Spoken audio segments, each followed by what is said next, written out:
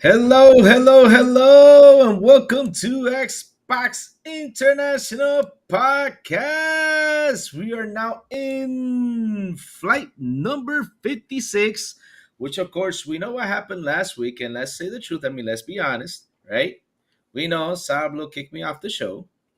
That is true. He kicked me off the show because he wanted to be, by the show by himself because he was looking good and everything. Was like, nah, we don't want Louis on the show. Want to get him kicked off because I want to get it done early so I can go out there. He wanted to go watch his what was it?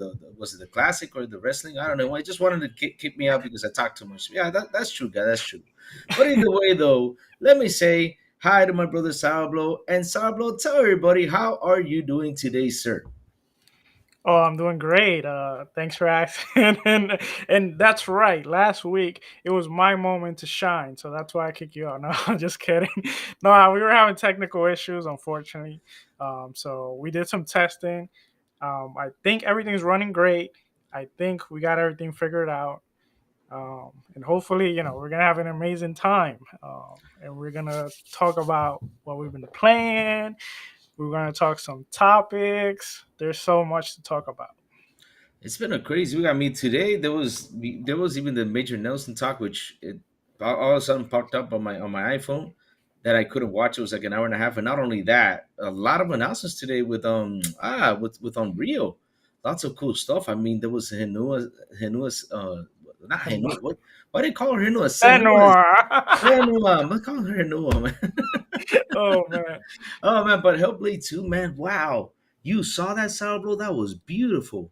That was beautiful. And Lords of the Fallen looked great. There was another thing about a Fortnite. And they also showed like a small display, like a 6 minute display on a vehicle going through like out the outsides, running through rocks and everything. I just can't wait to jump into that and see that. I mean, it looked really interesting.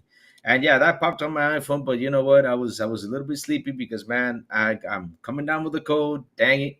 I hate codes, but yes, I'll catch up to it later. But yeah, Sourblow, tell everybody what you have been playing, brother. Oh man, I've been playing. So I've been playing Halo season 3. Right. A little bit here and there. I'm loving the season. They just added a new event, which it's kind of like a free for all, everyone for themselves. Hmm. And I only played it once, to be honest. And I got King of the Hill, and that was insane. It was crazy because it was like only like this one King of the Hill, and everyone was going there, and it was crazy. And then the other game I'm playing that I went back because I got tired because I was going through all the Metro series. I beat one, two, and then I was playing Metro Exodus. And I guess I stopped it right when it was gonna get really good.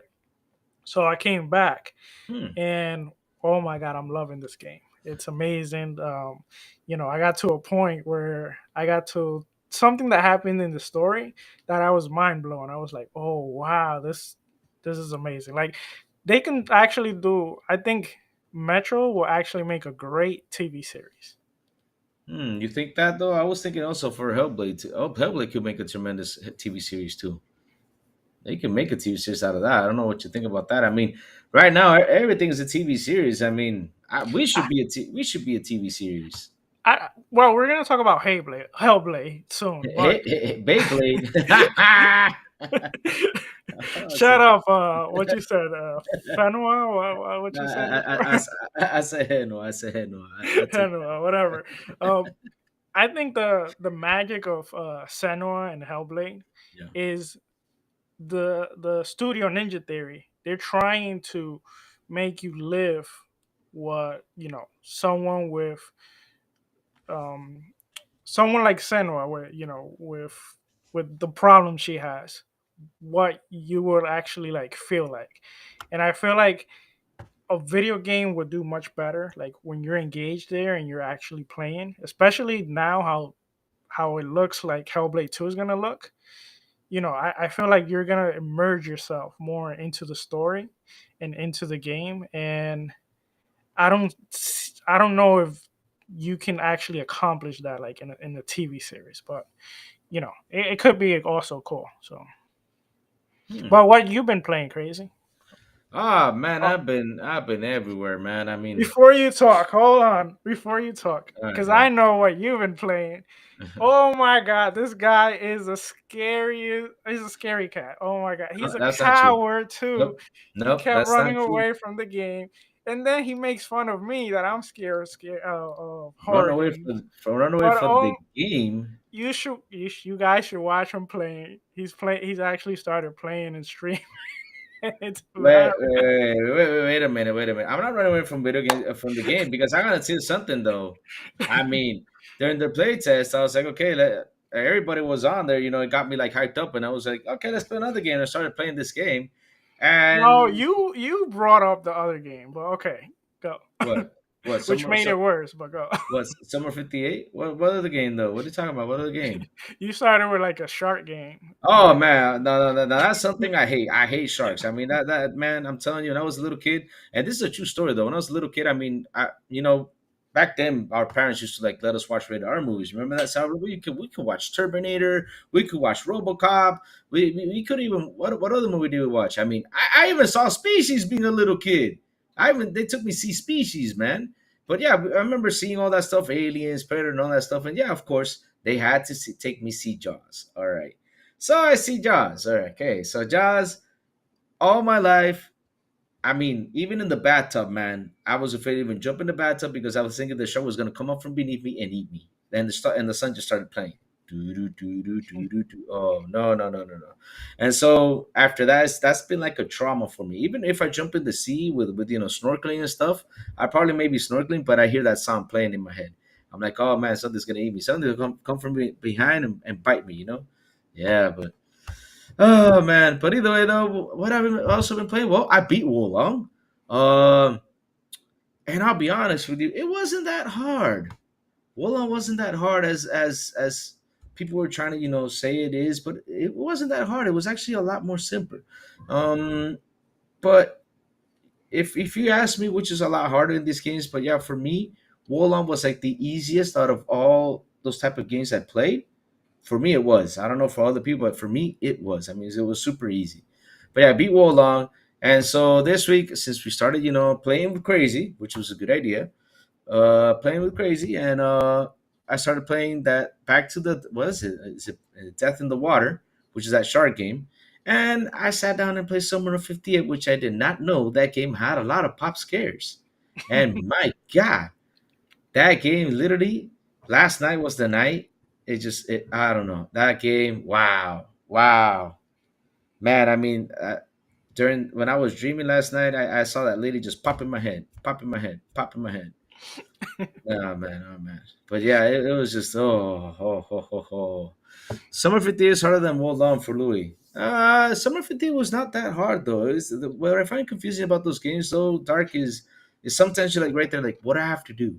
Okay, oh, let me like for example those love letters I had to do, like put love letters beneath the door to talk to the person to figure out what was going on. I was like, okay, this is getting but yeah, it doesn't like give you like where to go. Same thing happened to you, the same thing with Visage. Didn't it sound blow that you were like, where should I go? What should I do? Wasn't it? Yeah, yeah. I was lost. I didn't know Yeah. what to do, but But yeah, after that, continue on going forward. And no, I did not get scared. I am a man. I went through the game. sure, sure. I went through the game. He was even making up things that weren't there. He kept saying he saw rabbits and Dude, cats and stuff. what the That dolls? we Man, never saw that. dude, I'll say this again. In that game, every time you see a doll, something's gonna come up. I noticed that in the game. Every time it was a doll, something came up. But the thing that I'm gonna tell you something, the thing that really freaked me out was that old lady, man. Oh man, that old lady. Ooh, that old lady really got me jumping. So Sourblow, please tell everybody what is our flight itinerary of the day, sir. All right. Well, we're gonna talk about a lot of things actually, but um, there's some interesting topics we want to go to, and some of the main topics is we definitely want to talk about Redfall because a lot of information came from Redfall. We're going to talk about how 2023 is looking for Xbox in Japan because they're making a lot of moves and they're trying to break that market over there to reach that market. So let's see how that goes. Of course, there's always some ABK news, so we will cover that. And I see the chat. They did mention Hellblade. We will talk about that, and we will talk about other informations from other games. So crazy. Let's go on a flight. All right, I'm ready to go, man. And I'm looking. Yep. I think it's time for me to get a haircut. Seriously, I look like Elton John with a really bad haircut. But anyways, ladies and gentlemen, Sour has turned on the subscribe button. If you haven't already subscribed, please do so. Please store your food and beverages next to your desk, underneath the seat, or in front of you. Please take your seat and fasten your seatbelt. And also make sure you have hit that notification bell. We gently remind that smoking, drinking are not prohibited on this flight. However, which this is true, calling me a scary cat when it's not true is strictly prohibited. I'm looking at you, Sourblow. If We you we have got any proof. No, you don't. If you have any questions about our flight today, please don't hesitate to ask one of our flight panelists. Thank you, and back to you, Sour. All right, let's let's just start with the opening topics because we got a few and we want to get to the main topic. So let's start right away with Ninja Theory Hellblade 2 trailer. It's called State of Unreal, and it's for the GDC 2023. And boy, this, oh my god, this does look incredible. So they added a little post where it says, "We're pushing the boundaries of real-time facial animation in Senua Saga. Hellblade 2 as showcased at GDC 23 with Unreal Engine." Now, crazy. What was your reaction when you started seeing the trailer? Because the trailer or the teaser, what you want to call it, it started with the actual actress, where she's kind of like in an area where she's doing her mocap and she's recording, and then you see the transition from her acting to the game in engine. What was your reaction to that, and Hmm. what do you think about this? Sour, beforehand though, Sour, the chat is asking you, can you please put the video on? Should I post you the link, or can you look for it and put it on real quick? It's like a minute long. Okay, Yeah, it's let like me. a minute long. Yeah, I think you can, All right, buddy. Post it up start. so people can see this. So, what was my reaction when I saw this? I'm gonna tell you something though. When I sat down and saw this, like, wow, if the game is actually gonna look like this, I was like, man, I feel I had like this the Terminator virus. I don't know if you saw, what was it, Terminator, not Terminator Genesis, yeah, Terminator Genesis and Terminator Salvation. Remember the Schwarzenegger version, the Terminator version that was all CGI. It pretty much looked like that. I mean, I was amazed on how Unreal is doing its thing. I mean, wow, it's amazing. I mean, it side by side. I mean, it's kind of hard. I mean, of course, you can notice that because it's got a little bit of a little bit of digital stuff, but if you put them side by side, I mean, it's incredible how good it looks. It's amazing. And I love how the trailer just right then and there's you see they're like like coughing, and then it changes to this to the scene. That was just wow, mind blowing. I mean, seriously. And I was talking earlier. There's more stuff. I mean, they show a lot more about Lords of the Fallen, which I'm interested in because that's another game I want to play. I want to play Lords of the Fallen, which I heard is a really good game, the original one. I have not played it, so it's going to be on the list to play. But I really want to see what they did there, and not only that, the 6 minute video on the car. Oh my god! I mean, that thing looks interesting. On how they were talking about the rocks, trees, everything. Man, really, the thing they did today was really important, and I should have sat down and watched it. Really, it's just impressive on all the stuff you can do with Unreal Engine 5. It really is. And yeah, me too, Sanchez Martinez. I mean, I want to see. I really want to see that too. I want to see how it will look in the Xbox, really. And if that's how it's gonna look on the Xbox, whew, it's gonna be gorgeous, man. It's gonna be gorgeous, and it's gonna take video gaming to another level. It really will.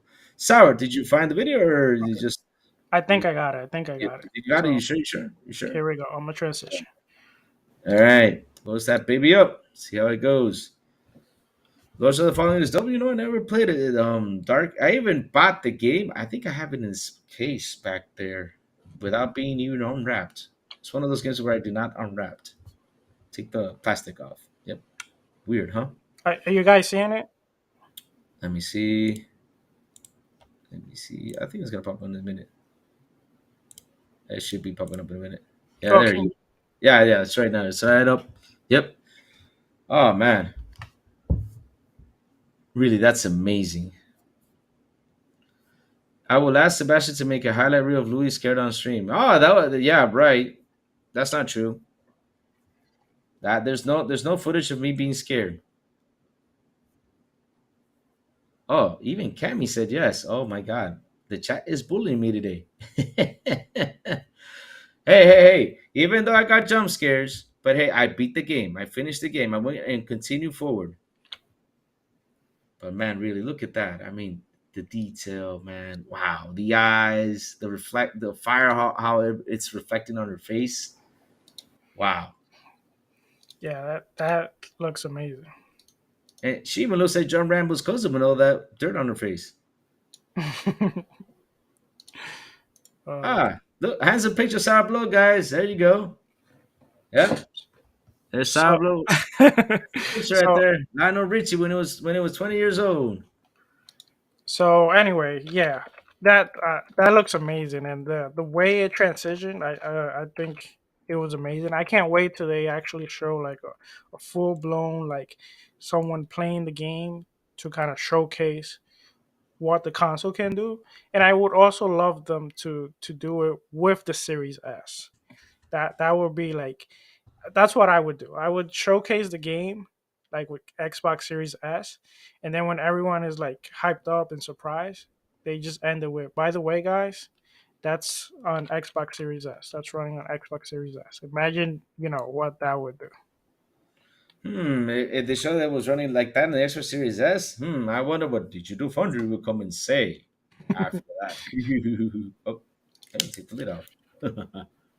All right. Well, anyway, let's move on to the next topic. We got Lego 2K Drive officially. The information came out, and it's an open world AAA racing game coming this May. And I have here is a robust co-op experience offer alongside competitive multiplayer with up to 6 players. Two-player split screen will be available alongside online multiplayer. Now, crazy, are you hyped for Lego 2K Drive or no? Of course, I'm hyped, man. I'm really hyped for Lego 2K5. What was it, 2K5? Is it 2K5? 2K Drive.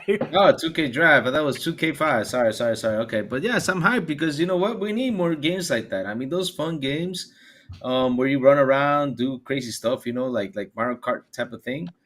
But yeah, I'm totally excited, man. I'm totally excited. But the thing is, it looks like it's going to be an open world, isn't it? That's what Yeah, I, yeah. that's why I was gonna say. I think it has a feel a little bit like, from the pictures that I saw, that it's gonna be a little bit like Mario Kart, but at the same time, since it's open world, I wonder if it will have a mixture of like Forza Horizon with kind of like Mario Kart. So that's kind of interesting. Yeah, it is. Yeah, it is. I mean, it looks that it's gonna be like that. It looks gonna be like that. But man, let's wait to see till we get more info on it because all we got was a little, like how many, like a couple pictures of it, and not a whole bunch of stuff. But man, it's gonna be interesting. And yes, we need something to compete against Mario Kart. We need those type of games. We need that. Mario Kart can always be the ruler, right?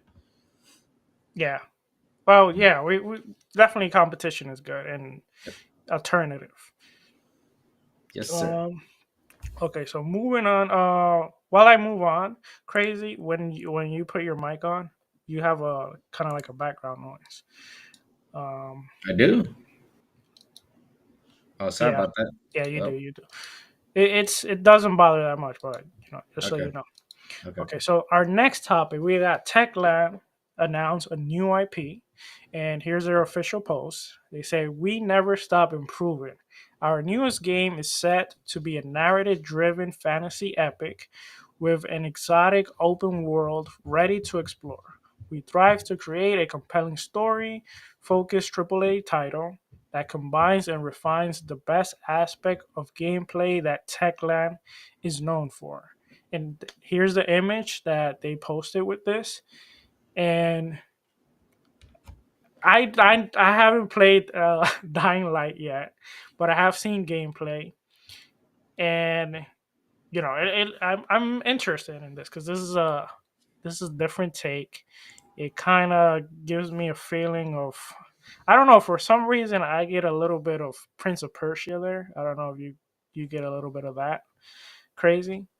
Nah. No. Mm. Nah, I don't get the Prince of Persia vibes. I get like this really cool. What I'm seeing is that half chewed planet back up over there, or half chewed moon over there. What I'm looking at is like a Predator type of game. That's what I feel like, because those big trees and stuff like that. It feels like you're in the planet Predator. Okay, interesting take, but um so you what so what do you think this game is gonna revolve around, like? Hmm. I don't know, man. I don't know, but it's interesting though. Just looking at the picture, I mean, you got like you get like so many ideas. It could be like an underring type. It could be all sorts of things. But you see castles. You see a half chewed moon over there. Um, I don't know, but like I said, there's so much things that just thinking about like how can what could I say about this game? Like I said, or a predator thing, or a guy that just came out of space and landed there and is trying to survive. There's so much ideas for it. Really, there is.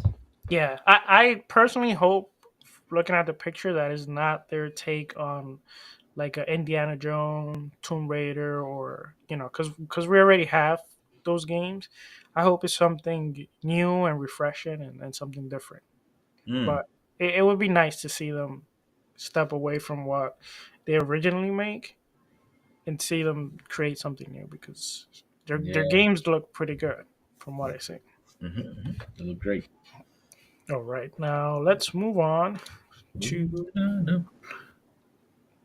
okay, the next topic. We got Ghostwire Tokyo, and we got some new information from the game, which we know it's coming soon to Game Pass.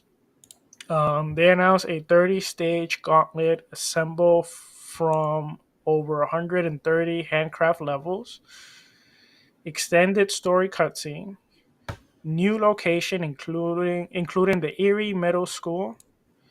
It has new combat skill, counters attack, quick dodging, charge rush, and it also has an expanded photo mode and much more. So it's nice to see that not only the game is finally coming to Game Pass, but also it's coming with more stuff.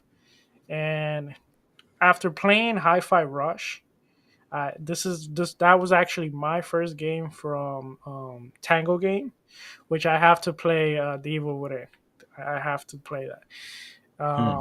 I'm actually more interested in playing this Ghostwire Tokyo, which I wasn't too much into this game. Hmm. But how about you, Lou? What do you think? Anything of this catch your attention? Have you played it, or are you gonna give this game a try? I don't know because I'm waiting for it on Game Pass, to be honest, because I got mixed feelings about it. I got mixed feelings about it. I looked at the trailers, I looked at the gameplay, and I don't know. Yeah.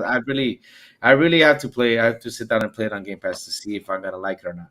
Because here's the thing with Tango, for example, Tango does excellent games, love their games, but this one when I saw it, I felt like, I don't know. I just don't not feel that scare into it. Like for example, You're Within, which is another game I need to beat. Well, That's gonna be on the top of my list. That's the game I gotta beat. Evil Within. I don't think this game has was created as a horror game, because even Okay. like when this game was announced, um, damn, what's his name? I forget his name. The head that he left or he's leaving Tango Game. Mm-hmm. Um, wow, I can't believe I forgot his name. But the point is that this was the first game that he said they're gonna start making different games, because they want to kind of like not identify as a studio that only makes horror game. Yeah. Because you have studios like that. For example, Bloober Team. when you think of Bloober Team, you think of horror games, Gotcha. and that's something that they kind of want to step away. So they started with that one, and then Hi-Fi Rush. Like you said, this game doesn't really catch my attention personally, but Hi-Fi Rush, when I saw it, it looked cool. I was like, oh, nice. I'll try it. There was nothing that interesting to play at that moment other than my back catalog. So I decided to try it, and I loved it. So I'll give this game a chance and see what it's about. Shinji Mikami is his name. Shinji Mikami, yeah. Yeah, Wow. Shinji Mikami. Now, a game that I am kind of hyped. This is it's in big news for a lot of people, but for me, I'm super hyped that Sea of Star is actually announced for Xbox. This is a turn-based RPG inspired by the classics. It tells a story of two children of the Solstice who combine the powers of the sun and the moon to perform an eclipse and magic. If you haven't seen it, the game looks a little bit like Chronos Trigger. It reminds me of that a bit, and the game looks beautiful, and it looks like a well put together game. I wanted it to come to Xbox, and this is kind of like Ghostwire Tokyo and Sea of Star is kind of an introduction to one of the main topics, which I'm gonna get to soon. But we're gonna talk about that in a little bit, and it's about Xbox, trying to conquer Japan.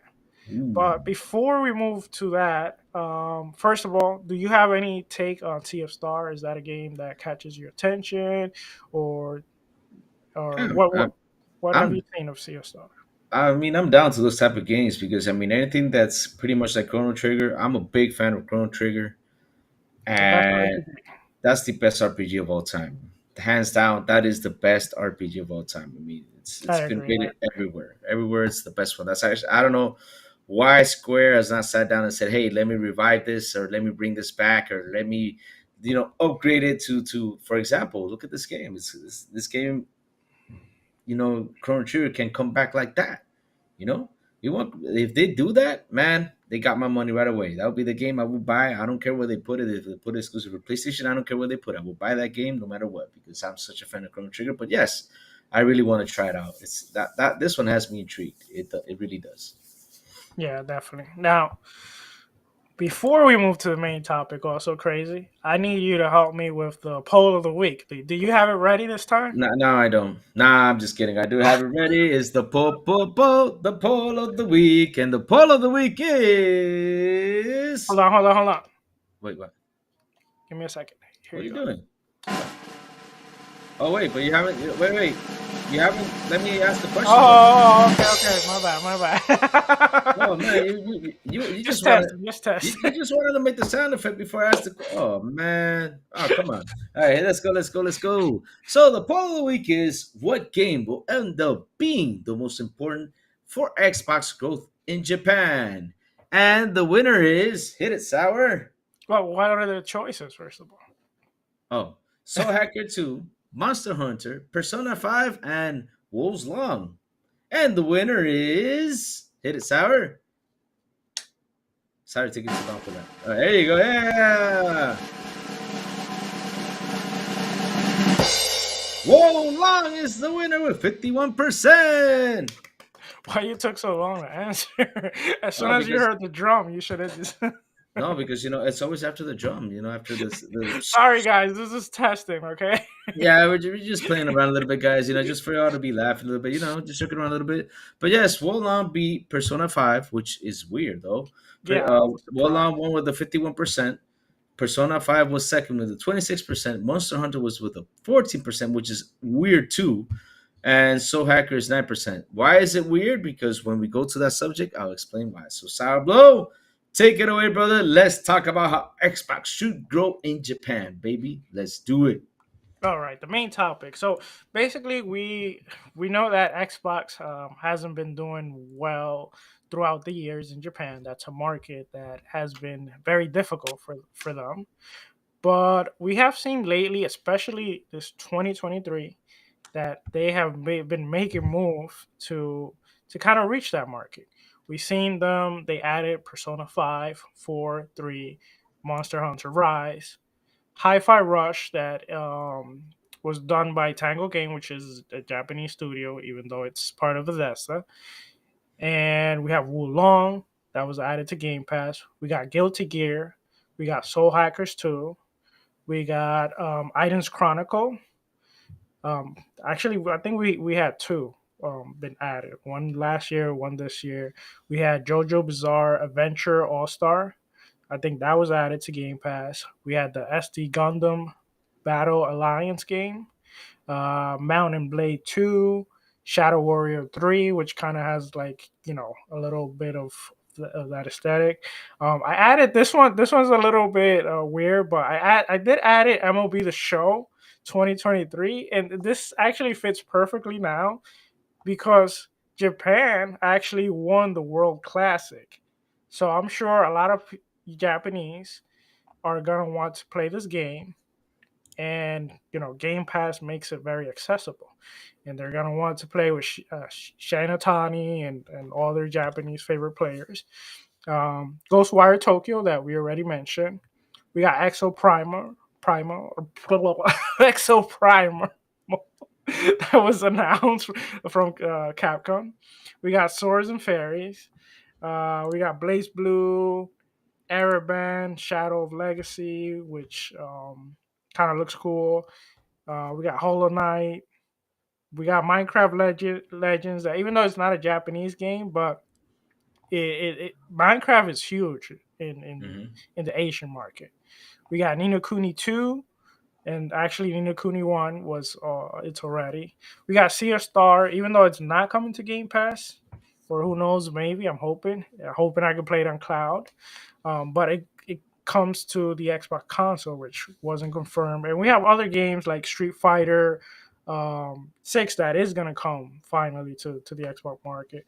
And there's rumors that the DioField Chronicles are coming. There's a Street Fighter 30th anniversary collection rumored.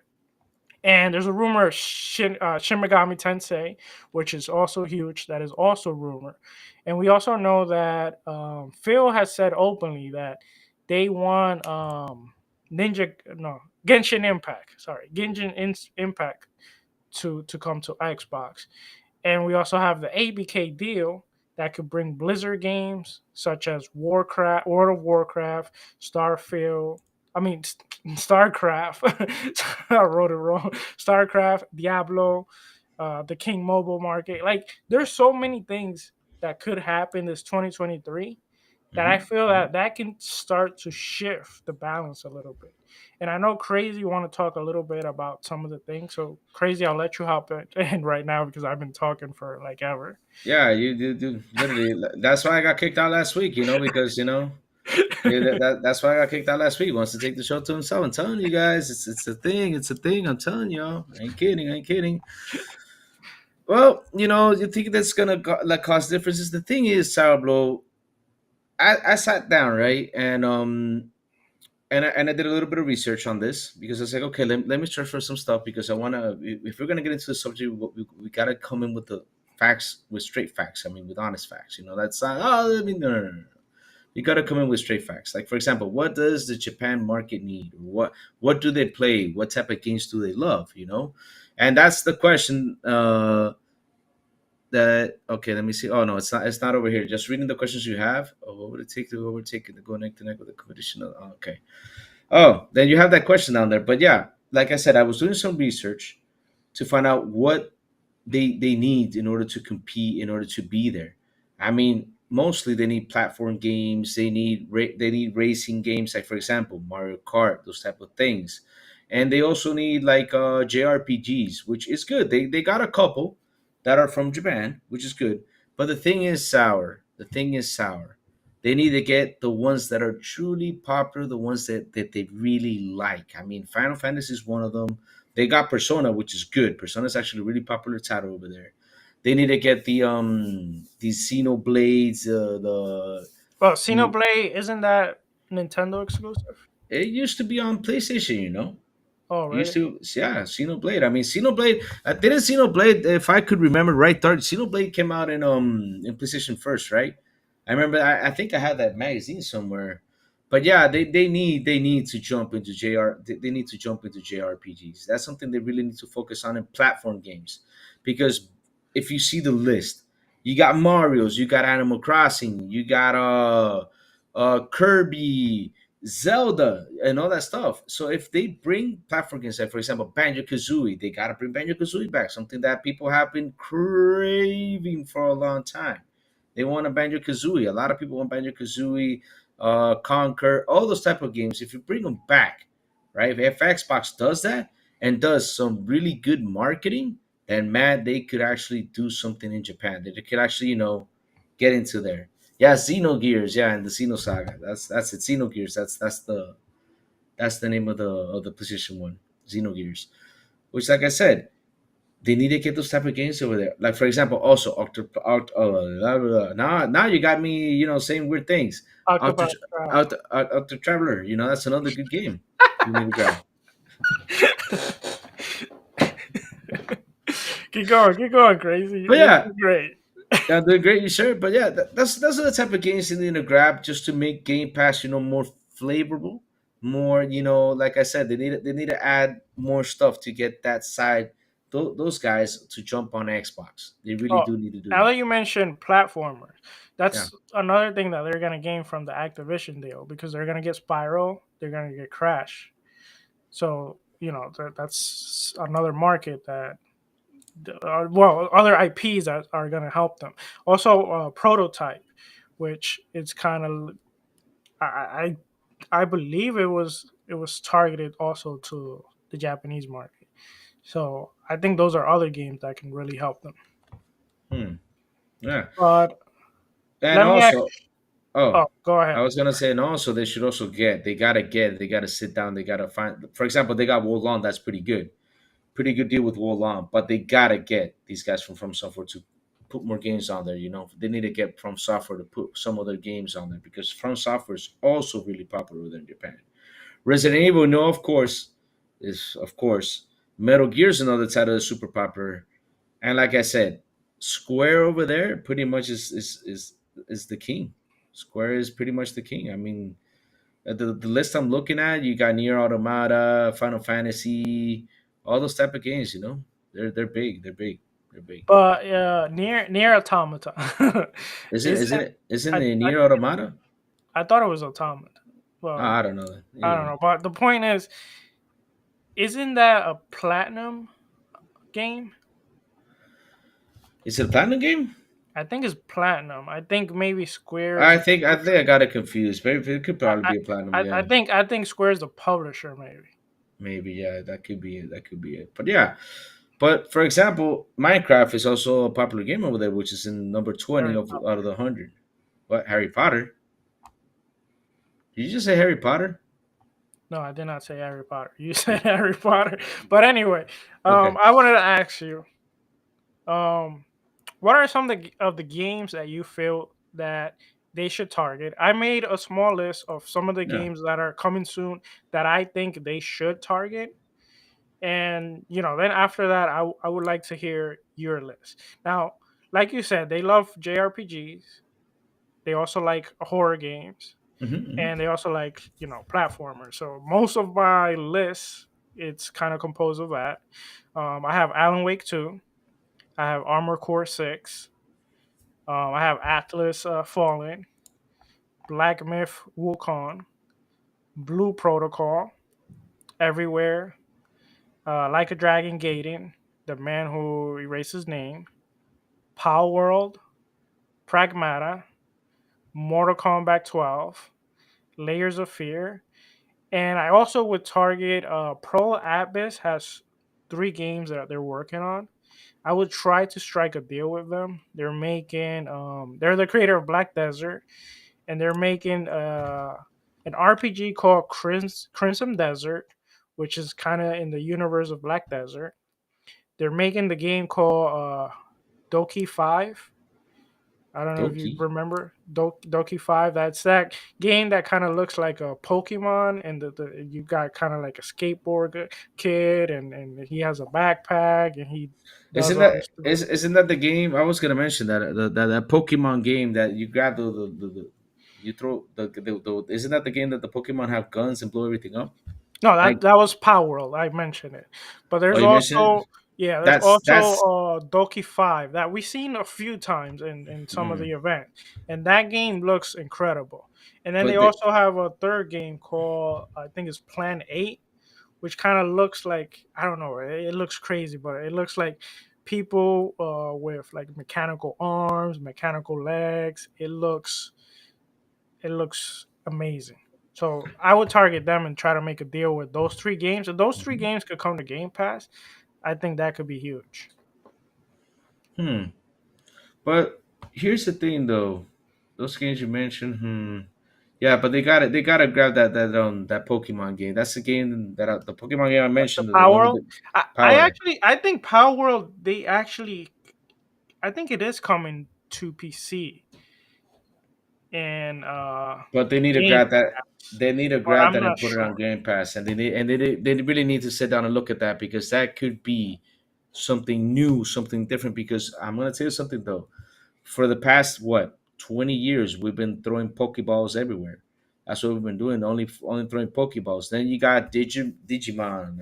I don't know. I've seen like two or three cartoons. I don't remember really well Digimon, but we got Digimon. We You know got Digimon, man? Come on.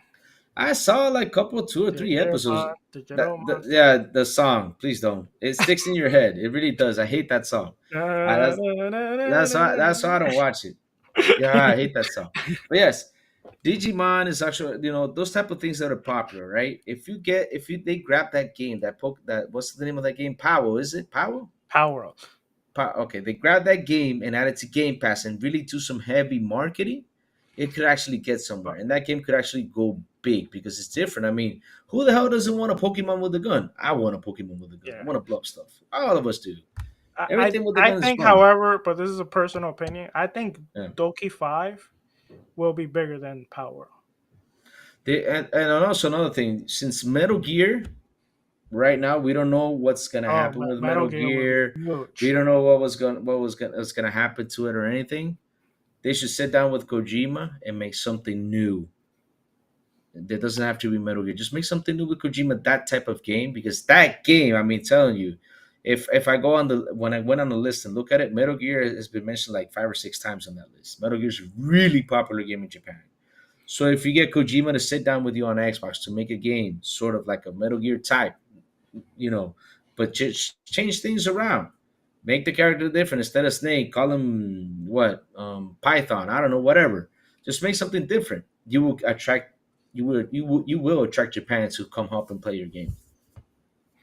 Okay, but do you have any other game targets that you will target before? Ooh man. Here's the thing though. I've never played Monster World or Monster Hunter.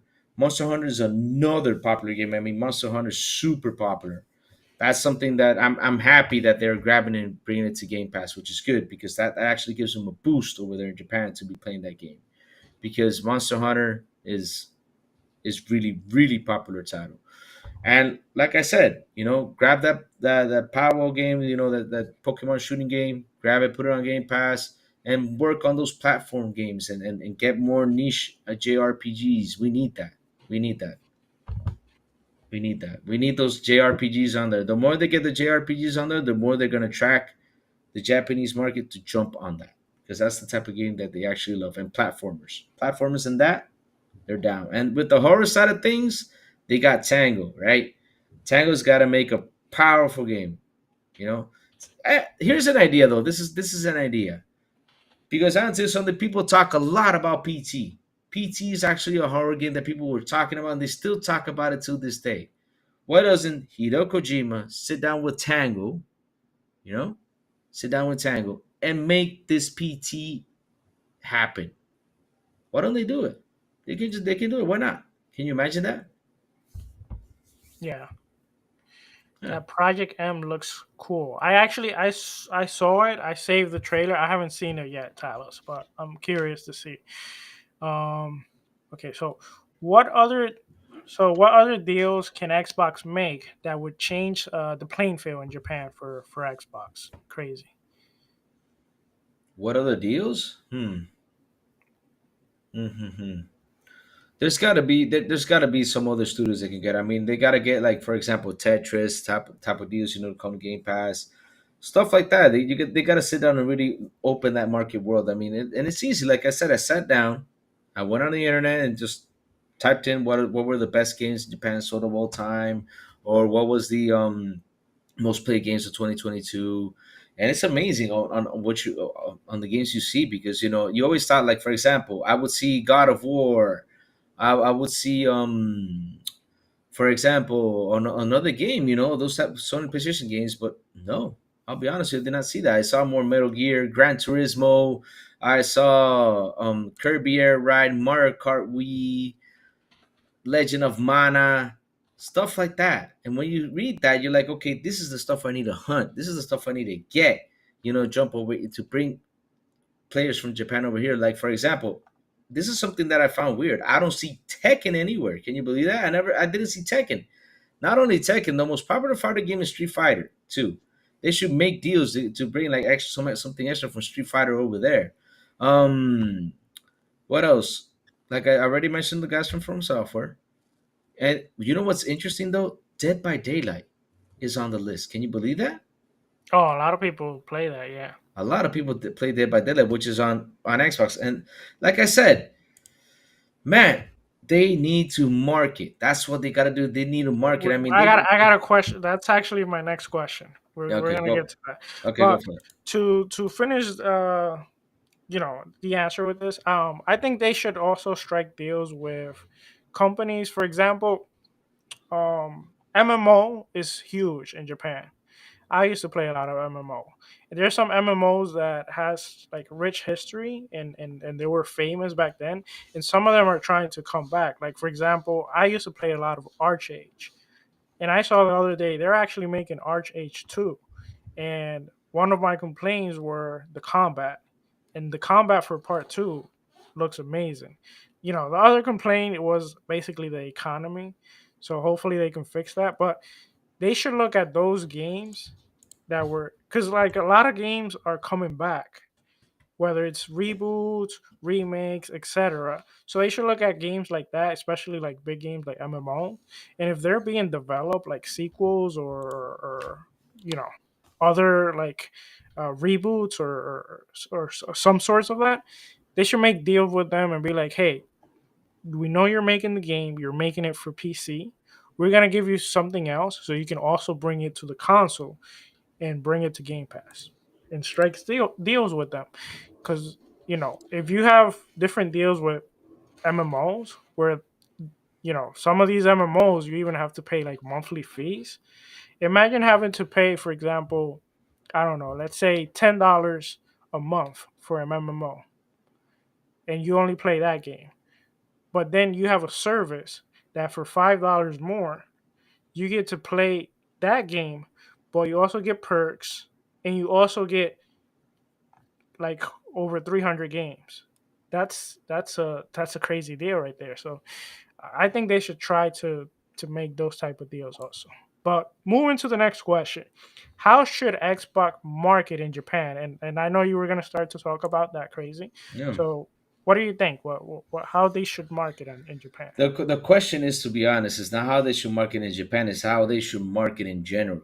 That's actually the question you got to ask, because they need to market hardcore anywhere around the world. They need to market really hard, because, like I said, Game Pass is a great way to get gamers on a subscription that gives you these options to play all these great games. And they really need to market that hard. They really need to do that, not only in Japan, everywhere around the world, which is something that they're not doing too well, and they really need to do that. Once they do that, they will get people on board. Like, for example, you saw Guilty Gear on there. Guilty Gear is a popular title, right? They gotta get Guilty Gear. They got Guilty Gear. Let's promote Guilty Gear. Let's promote Nino Kuni. Let's promote this. Let's promote that. They really need to promote those type of games. So when they see it, like, oh, this is on Game Pass. What is Game Pass? Let me see. And that's something they gotta do. Anywhere on the world, they gotta do it. They gotta do it. Seriously, they need to, because if they don't, I don't know. I don't know what the heck they're gonna do, because they're gonna stay in a spot that it's gonna be stuck. You know, Like for example, that showcase really helped them promote. I mean, look at what's it called? Hi-Fi Rush. It already got what 2 million players, and that thanks to that showcase, right? That they did. So all that stuff just by doing that little small thing, right? Just small thing, and also, for example, Twitch. You gotta get your commercials on Twitch. Some people watch on Twitch, YouTube, all that stuff. Do all those commercials so people can see the that you're promoting your games, GameSpot, websites, all those places. Use that and market your games. Really, you gotta market them hard so people can see them and be like, oh, they have this on Game Pass. What is Game Pass? They look for, oh, Game Pass gives me 500 games. Oh man, let me jump into this and let me subscribe. So really, they gotta market hardcore Yeah, everywhere. 100%. Before I give my answer, however, Yeah. we haven't shout out the chat. Can we give Oh, let's a shout out shout this out? beautiful. That's beautiful. Let's do this beautiful, awesome shout outs on the chat. Let us start. Hello, hello, Talos, the man with the Ray. Talos had a lot of fun watching me play those games, Talos. Yep. We all did. Yeah, y'all did. Don't worry. I will get my revenge. I will get my revenge, and I imagine they're gonna do a highlight me of me jumping out scared. Pretty good. Yep. But either way, though, hey, I was scared because of the jump scares. I was not scared of the game. Jump scares scare you, just in Jump case. scares are part of the game, but okay. I was not scared of the game. I beat the game. I beat the game. Hello, hello, hello to Cammy. How are you doing? Let me see, going down the list. Let me see, Sanchez. MTZ Gaming, how are you doing, sir? Hope you're doing pretty awesome. Keep going down the list. Keep going down the list. Mr. Dark, hello, hello, hello. Always happy to see you here hanging out with us. Why the heck would I want to say hi to Sourblow? And Sourblow always keeps on pick on me. But either way, going down the list, keep going down the list. Hmm. Back from the dead. Hello, hello, back. Back was making fun of me because I made a good morning video last week, and I was promoting Resident Evil because I thought Resident Evil was released, and I was wrong from a week behind. I was wrong. You were a week early. Week early. Yep, week early from making that announcement. Oh man. Yep, I'm telling you, each Well, day at I'm least it getting. was early and not late, like Yeah. the Evil Dead. Oh, Just saying. shut up. Don't mention it with that. Hello, hello, Purple. How are you doing today? Purple, so happy to see you hanging out with us. And Sarah, I think that's it for the chat. Let's keep on going. We got lots of stuff to talk about. All right, all Whew. right. Well, real quick. So, how should Xbox market in Japan? I think, like you said, they have to improve everywhere. But I think Japan specifically, it's a little bit different because of the market. It's also different. But I think the main thing they have to focus in is they have to really show people and tell people what they bring, like what are they offering, because I don't think they do a good enough job.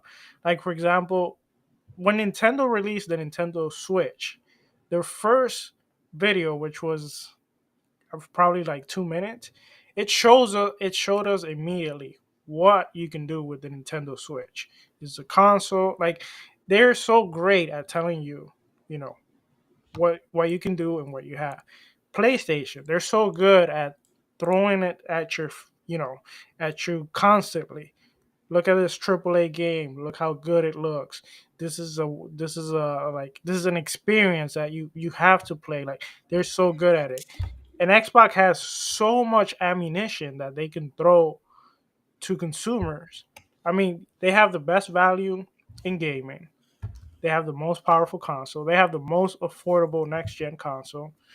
They they have they have a great ecosystem where you can switch around.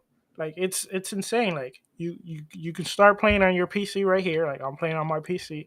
I want to go upstairs. I want to hang out with the kids. I can jump on the TV and I can immediately move on and progress from where I was playing. Oh, the kids want to watch TV and I want to stay with them. Oh, I can jump on my phone. Like market this more. Like you can do a better job at this. So that's the main thing that I think they need to focus on. And then of course, they have to keep pushing it through people and do the market, because right now it's almost like they're not even trying. They're just letting us, kind of promote it for them. And sure, good wording is good, and it's it kind of promotes itself of how good it is. But at the same time, if you really want to reach the 3 billion players that you want to reach, then you have to put some effort into that. Yeah. That's my opinion. Yep.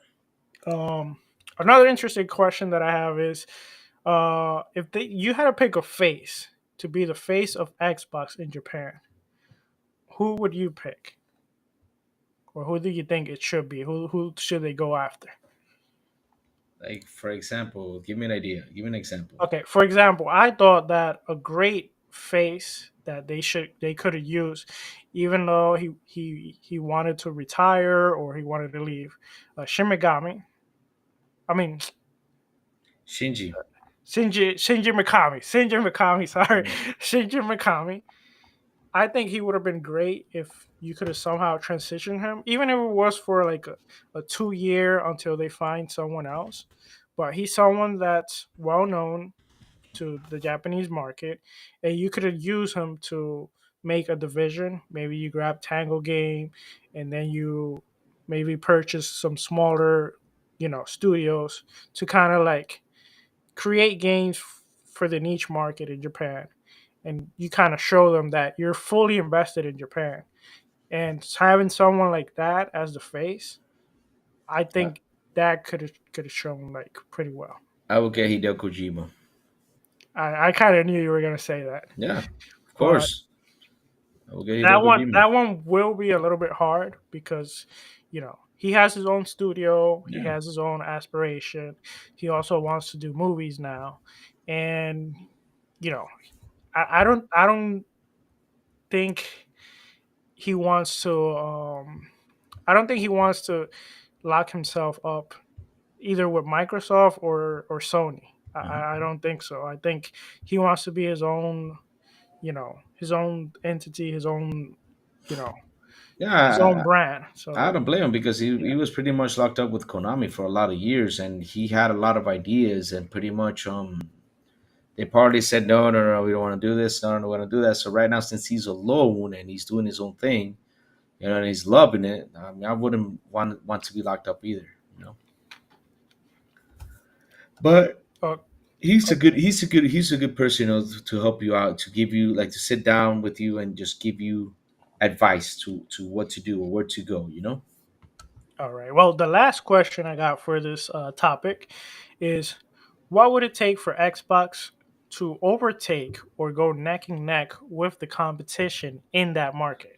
I think we already answered this so Sarah with the answer that what they got to do, the studios they got to grab and everything they got to get, you know, if once they get all that But you stuff. think, because I feel like what we mentioned was kind of them to kind of like break in the market, but you think Okay. that's enough for them to like compete with Sony in Japan and compete with Nintendo in Japan? No, they can never. Nintendo Japan is gonna always be Nintendo Japan. That's something that seriously for no. I mean, they do. They even have their own place in Universal.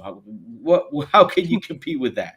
I mean, they already got their own place. But if you Tell had me. to, if you had to do one guess, like there's this one thing, if they can do this one thing, they will actually have a chance to compete. What would you think it would be? No, nothing. Just to be neck and neck in competition. Is there one thing that you feel like they could do? It's to, like I said, they gotta bring back all the platformers. They gotta, they gotta market themselves. They gotta do this. I mean, they had to win a hard fight here, you know. And also a good thing that they could, in a way, to be in that market issue, they could also offer something to Nintendo. Say that, hey Nintendo, why don't we offer your Game Pass over there? You know, let's see. That could be an option. You know, I'm just giving out an option, just throwing an idea out, and that way they can answer. I mean, they can actually go neck to neck with any other company. But yeah, it's an interesting question because really, it's hard just because after you sit down, you see what games they play. If Xbox does not take that into consideration and bring those games to their platform, then no matter what, they just won't be able to compete. They need once they bring all those games into the platform and do hard marketing, then man, they will be neck to neck. They will. They will I, do it. I actually I think you brought a great answer because bringing Game Pass to Nintendo Switch that can be game changer for them, Hmm. because having the option for these already like huge established console, basically the biggest console right now, or the biggest platform right now in Japan, and giving them access to Game Pass, that will open them up to, like, hey, because I know this for a fact, like, because I myself went through this. When you actually try Game Pass for your first time and you heard so much about it, you don't really think, you think, people are just overhyping it. And then when you really try it and you see all the games that keep coming in, and you keep trying it, and you keep playing games, and it gets to a point that you're almost like, you're in disbelief. You're like, am I really getting all this for this cheap? Like, so that could be game changer. But I think even if they do strike a deal, it won't be the full Game Pass. But even if it's not the full Game Pass, even if it's just, let's say, the Xbox kind of like exclusive, Yeah. even that could change a lot of mindset, because it will get people into the ecosystem. And once they start trying the games, a lot of the games, that's for some people, they think they're bad games. I thought a lot of the games from Xbox were bad because that's what I was told. And then when you try them and they're actually not bad games, then you start trying more. And then when you see, oh, for example, a new Monster Hunter went into Game Pass, you're like, oh wow, maybe I should get Game Pass Ultimate because I can play it on my phone, or I can play it on my computer, and I already paying it on my Nintendo Switch. So that slowly can make wave, and that can actually make them compete. Totally agree. So nice, nice. All right, so jumping into our next topic, we got Redfall. A lot of information came in today for Redfall. I want to start with an interview from our good friend Danny Pena, who actually came to our show once, and awesome, awesome person. He's from Gamertag Radio, and he was interviewing the creator and director Ricardo Bear. Sorry if I sorry if I don't pronounce it well. From Arcane Studio in Austin, and he worked on Redfall. And they did a series of questions. I kind of highlighted some of the some of the ones that I thought were more kind of like relevant. The first one they asked was, why the decision for Redfall to play always online? And his answer, not in the same exact word. Oh, and they also asked him, and how crossplay will work. So his answer, not in this same exact word. I just worded it fast because I came from work and didn't have enough time. But he said it let us track information in order to adjust the game for everyone. And he made an example that, let's say many people are dying in a certain area, they're able to adjust because of the data they're receiving of it always being online, and kind of like fix that issue. Maybe maybe you lower the levels of the enemies or something in order to fix that. He also Yeah. said, however, that even though it's always online, but they are working to bring it to Offline version. an offline version. Yes, exactly. Hmm. And he said about crossplay, it's open to everyone. You can jump in and out whenever. So that's great to hear. Uh, Crazy. What do you think about this? Was a huge controversy, the Hmm. always online, Yep. and I think this is great news for everyone. And I understand his answer of why they thought it was a great idea to always have it online. Unfortunately, people will always complain. But what is your thought about his answer on this? I don't get it why people get into a fit every time they hear, "Oh, the game is not gonna have offline." I really do not get it because I'm gonna tell you something though. I'm always online. I don't get it why I go offline. Oh, example. Okay, I could have my Steam Deck or my One X player that I can't play, because it's, of course, it's offline. But I get that. But pretty much we are always online. That's something that I don't understand why people always get mad about that. And either way, though, an update comes from the game, you gotta get online to receive the update, right? And in order to install the game, Yeah. you may have it physical, but you gotta go online to install the game because they gotta send what is it like a code or something in order for you to install the game and play it with the Yeah. physical CD. So you Yeah. always gotta be online. So I don't get what people fight about that, but okay, cool. Maybe because you want to play offline. Okay, I get you. All right, nice. But the idea with the online thing is interesting because, like he was saying, you're in a spot where a lot of people are dying. Maybe the boss is super tough or the enemy is super tough. They got to go in there and fix it, because it can happen. It can happen. I Yeah. mean, it has happened to us. Or like for example, you run into a wall and all of a sudden you get stuck in a wall. That's another thing that happens. Or you get stuck between floors, or you're falling from the world and you see the world up there, and then you see like a big blank spot underneath. Stuff like that happens. So the online thing is for them to get resources, get information, right? So they can sit down and say, okay, let me fix this. Let me post this back. Okay, let me send an update. Boop, there you go. It's getting fixed, guys. No worries. Whoop, and all of a sudden that update fixes everything up, which is pretty cool. That's the whole point about the online. Because before, I remember back in the day, Sourblow, when we bought a game and it got glitched, we were mad. We had to go back, and Oh stay away yeah. from that glitch area. Especially when you didn't have like those quick save or stuff. Oh man. Oh Yeah. man. Yes, yes, yes, man. Yes, it was horrible back in the day. And now with the online thing, I'm liking is that they can come back and support, they can come back and fix, and they can come back and and do everything that they gotta do. Instead of us, have to wait for let's say for example a Game of the Year edition that could come out later on, and and you pop in the CD and all that stuff that used to have problems before have been fixed. We don't have to wait for that anymore because we already got online. People are giving us support and fixing everything up. So that's why I like to play online because Yeah. I get my game fixed when there's issues, and that's the truth. And with the crossplay, man, I love that idea because every game should be, especially those type of games, should have crossplay. Definitely. Games should have crossplay. They should, and because really, well, if I got friends that have PC and they want to play with me, hey man, let's play Redfall. Oh, let me jump over here, or wherever they are, they can just jump in and play with me. So that's pretty cool. That's pretty cool. I love that idea that they had crossplay with that. Yeah, I kind of understand both sides too because, I understand you buy a game and maybe you don't have great internet and you want to be able to play it offline. So I understand that part. The problem is that the games now, they're bigger, they're more ambitious, they have more, they have to use more resource, more. They're basically bigger games, and it's harder to make these games without them having issues.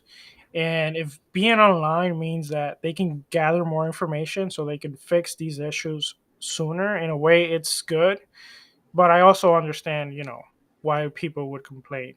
Another good information that was said here was that actually I saw it on another post, which it will have no microtransactions or no in-game store. So That's good. That's good that's news. great. That was something that was worrying about the always online because you think of a game as a service.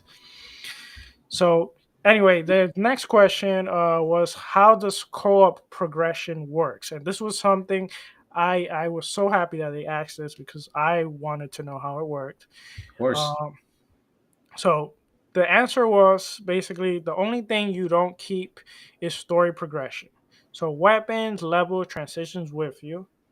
And the reason why he explained why the story doesn't progress, he kind of gave examples and he talked a little bit about, how he wanted player to experience their own playthrough, since you can tackle like areas and missions, like even like the side mission, but also the main missions. You can pick them in different order. It doesn't have to Hmm. be the same order. So they wanted each player to have the option that if they wanted to go through their own playthrough and play it their own way, they would have like kind of that different experience, which honestly that's great. And if you just want to run through the story with your friends and you're going to always play with your friends, then you can do that too. Yeah, I um agree. I agree. I mean, that's actually a good idea because honestly, something I like though about the progression is that if your player progress, let's say if he reaches level 10, he's got some sort of weapons, you keep all that. That's yours. Yeah. If you play your own story game, you already got all those weapons. You don't lose them. You don't lose that progression. You don't lose your weapons, which is really good. And something that I'm asking myself, and something that was really important that he asked, and that is, if let's say I'm playing with you, Sourblow, and you're level 20, and I come in as a level one Oh into yeah, your game. that's actually the next question. That's actually oh, Yeah, is it? will the game scale depending on the level of the player the host that the host invite? So basically, Yeah, what you were kind of explaining it, like let's say Crazy is playing, he's level 20. yeah. I want to jump in, and I'm only level 2. Mhm. How would the game scaled? Well, he said it won't be scalable, but lower levels basically they will have to play like that, which are low level, Which but they will struggle. yeah, it Lower, will lower, struggle, but you will gain experience faster, and you'll be able to catch up faster. I think that works a little bit like Pokemon. If any of you have played Pokemon, when you have a low level Pokemon, but you kind of like use it like I used to do the trick where I put the low level first, and then I would switch to the high level so that it also gains experience, and yep, so that first Pokemon will gain a lot of experience for fighting very high level. So I guess that's how it's gonna work also. So if I'm playing with Crazy, he's level 20, I'm level 2, and we're in a high level area, I'm gonna gain a lot of experience, but I gotta be extra careful because I'm only level 2. So yeah. yeah, you got anything to add about that?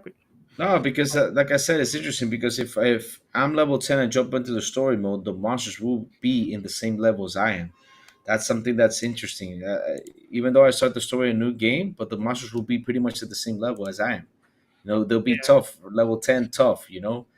And that so either way, it's interesting. Like I said, this whole idea that they're bringing out on the story progression is different for everybody. I love that idea because if I really go want to play it alone and my friend is playing it one way and I want to play it another way, man, I'm happy to do it. I'm happy to play it like that and beat it the way I just want to beat it. Like for example, if I want to fight this boss first and my friend wants to go fight another boss, stuff like that. I love that idea. It's yeah. great that the story progression does not progress with you. That way you can go through it and play it however you want. My question here is that I'm interested in. Will the game adapt to the highest level or to the host? To the highest level. I think it will be to the highest level. Probably Okay. to the host, yeah. I don't know if to the host, that's another question. Because that's another question. Because That like, let's did they say, did they, did they let's say, ask him that? They didn't. I think it's because no, they didn't ask that follow up question. But that I would have been think a great question. I think they would adjust to the level. I think because when it's something that if you're level 2 and you invite a friend that's level 20, I think the monsters are gonna be level 20 because they don't want the level 20 guy jump around like they just Yeah, touch him. it's yeah, That's It will not make any sense. yeah. I agree with you. They also asked him, what was the inspiration for vampires?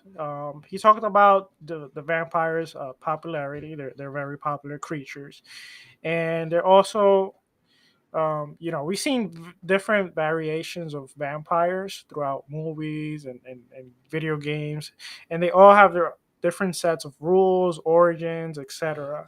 So they were able to, put their own spin on it. And they went on and talked a little bit more about that, about how Redfall is different. So if you want to check out the full video, um, you can look up Danny Pena on Twitter. He has that interview. It's like a 6 minute and something interview. I recommend you check it out. It's pretty interesting. And I don't know what do you think, Crazy? Are you hyped for vampires or would you have preferred zombies? More zombies. I'm tired of zombies, man. Yeah, I know, right? This is very interesting, man. I'm tired of zombies. Vampires. Zombies. Not. I'm not saying that zombies are cool. I mean, zombies are great. Zombies are cool. I love my zombie games, which is awesome. I love zombie games, but I'm tired of them.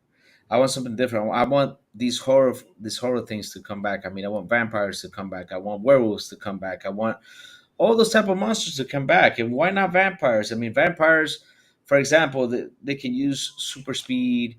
they can just pop out of nowhere, and do all sorts of crazy stuff because vampires nowadays, like for example in Blade, you saw 'em move fast or anything. You saw that stuff with it. They got their powers.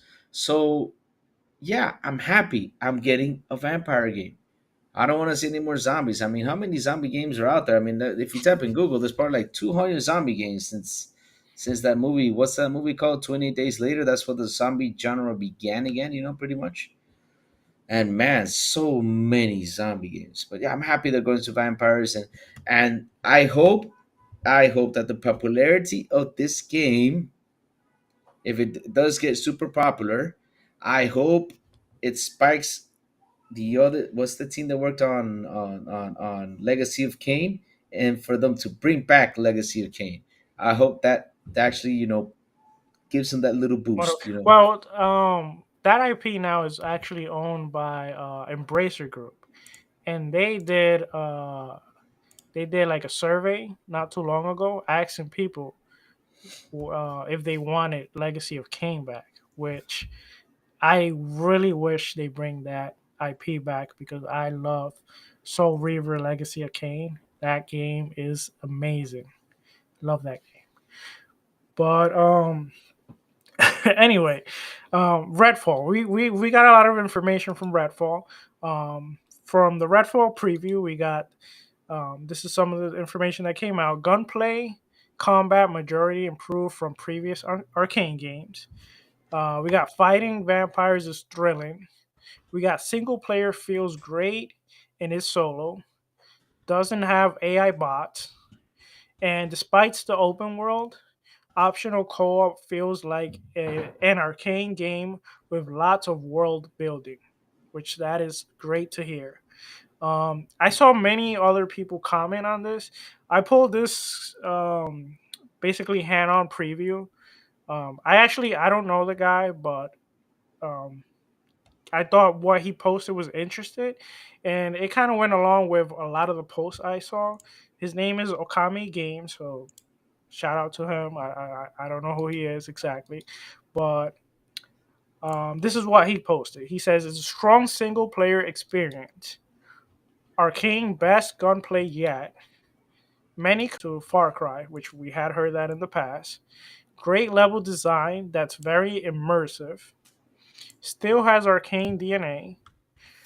Working to remove always online requirement and no in-game store or microtransactions, which all of that sounds amazing. It sounds super great. And I even saw comments of this game possibly being game of the year. Now, of course, this is a little bit early. We have heard that already several times this year. We heard that with Dead Space. We heard that with Hi-Fi Rush. We heard that with Hogwarts Legacy. But it's great to hear that because, you know, I would say everyone's thinking about Starfield, Starfield, Starfield, and Redfall. To people who have actually tried it and think all this about Redfall, that really makes me excited. It makes me happy, and you know, it would be great to Arcane to finally get the love they deserve. Um, Something else that we got from Redfall is that Redfall is actually getting more characters after launch as DLC. So Arcane said that it will be their most supported game yet, with a strong year of update planned. Um, Crazy, you back? Yeah, I'm back, buddy. What's up? Okay, so yeah, Arcane saying that they will have more playable characters at launch as DLC, and they will continue to support this game. Do you think that's the right approach for them to basically, if they want to make more money from the game, since it's also going to be on Game Pass, and most people probably are going to play it on Game Pass? Do you think this is the right way to do it? To basically for it to be, uh, you know, more characters, or do you think they should have went a different route on monetizing this game? What do you mean by monetize? Like putting microtransactions? You mean? Yeah, well, they're not putting like microtransactions or like in-game store, but they're gonna have be playable characters. Like there's four playable Yeah. characters that they show. They're gonna Hmm. add new characters They after should launch, and those characters you're gonna have to buy. It seems. they should have Blade in that game. If they had Blade, I'm all down for it. Oh man, that would be an interesting collaboration. They did had Jack Sparrow in Sea of Thief. Yeah. So that actually will be a cool idea. Hmm. Blade in Redfall. I was gonna say Ooh. Vampire Survivor, Oh dear Lord. but what is your take on the impressions that people have been having with Redfall? Does this make you more hype, or did you always think this game would be as good as people are saying it is, or what's your take on this? I think this game is going to be super great because it's different. It's something refreshing.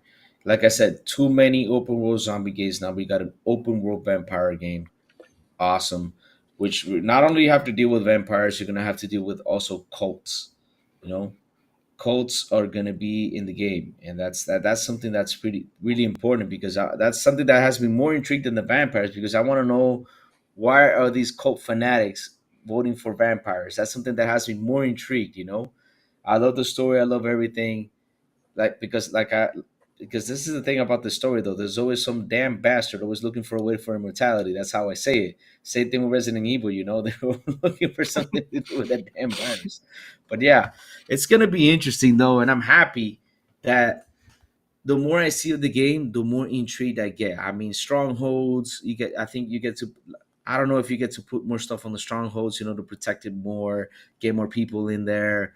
Man, I'm telling you, we're gonna have a lot of fun with this game. And not only that, it's co-op, Yeah, crossplay. Oof, man, yeah. it gets me more pumped up. I said it a long time ago because I saw like a leak, Mm. and I was telling you guys are sleeping on Redfall. Redfall looks amazing, and it seems I was right. So let's see what happens. But moving on to our last and final topic, which it might take a little while, but Hmm. I put here Xbox the best platform for developers. Kind of playing around a little bit, but it's more for about the the AVK deal. Yeah. So we have the CMA publish response from six different companies. More things happen, but I kind of wanted to concentrate on this a little bit because I thought this was very interesting. So um, we had the response of like different company, and let's see here. Structures of how Xbox and PlayStation operates are completely different. So Xbox seems to benefit from. Oh no, I got it backwards. I guess indie developers seem to benefit from Xbox, and what they do is they provide them with much better opportunities. Here's some of the parts of the response from the CMA. So I'm gonna do a little bit of reading real quick. So we have here on PlayStation, we found that our sales it's growing stagnant. This is the response, by the way, of one of the developers. So they say on PlayStation, we found our sales growing stagnant with each release. This is mainly due to the fact that despite PlayStation having the lion's share of players' numbers in console sales, that share is mainly provided to larger titles from huge publishing labels and or developers and publishers who are willing to spend lots of money on paid marketing within the PlayStation console.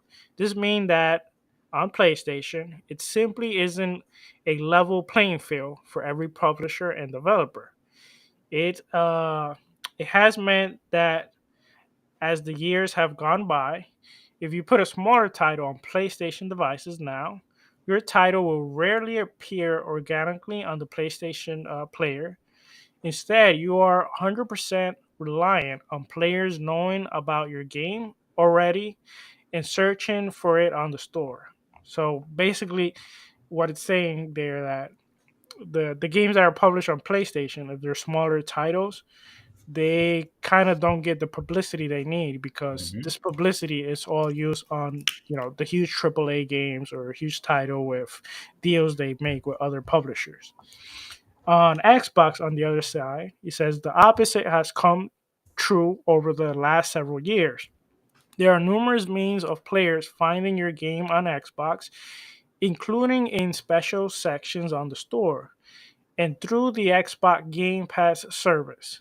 As a result, we found that despite Xbox having much smaller players' numbers in console sales than PlayStation, our games sell just as well on Xbox, since more players are finding our games there. We usually find that the revenue we now make from new games is more on Xbox than PlayStation due to this fact. Again, despite Xbox being the smaller platform in many ways. Hmm. Um, Hmm. yeah, basically, if you go on and reading, that's what I say. On Xbox, you can have they're giving you more opportunity. You go to the store, you're able to see indie games. They basically they try to promote and help. They even announce when was it, yesterday or the day before yesterday? They made several announcements. They announced they're gonna have a section for smaller games, and they also announced that they're gonna help the indie developers, and they're gonna bring like the Of course. cost down for them. They're really invested in helping small developer, which that is awesome. That is great. Hmm. You have anything to add before we keep going? To this, what else are you gonna add? Because I got a pretty much like a 10-minute discussion with this. Pretty Oh, interesting. yeah, basically, I if you look at the notes, I went through the Yeah. first response. I mean, there's more. If you guys want me to read it, I keep reading it. But I was just gonna jump to the next one because I don't want to Because bore you reading. here's the thing, though, Sarah. When you read it first, six companies.